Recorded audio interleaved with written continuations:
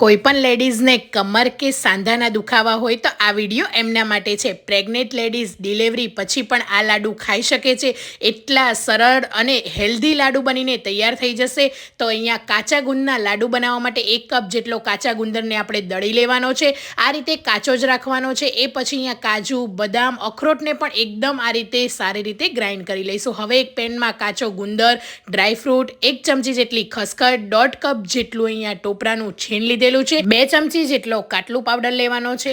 1 cup ઘીને ગરમ કરી લેવાનું છે. અહીંયા મેં 1 બાઉલ જેટલો ગોળ લીધો છે. ગોળ તમે જેટલું તમારે સ્વીટ ખાવું એટલો લઈ શકો છો. બસ ગરમ ઘી કરીને ગોળ પીગળી જાય એને ઠંડુ કરીને જ આ મિશ્રણને એડ કરવાનું છે. એ વાતનું ખાસ ધ્યાન રાખવાનું છે. હાથની મદદથી બરાબર મસળી લેવાનું છે. એના લાડુ બનાવી લેવાના છે. લાડુને સૂકા નારિયેળના છીણમાં આ રીતે રગદોળીને એકદમ સરસ એવા આપણા હેલ્ધી અને એકદમ ટેસ્ટી લાડુ તૈયાર છે. તમે પણ જરૂરથી આ કાટલું લાડુની રેસીપી ટ્રાય કરજો.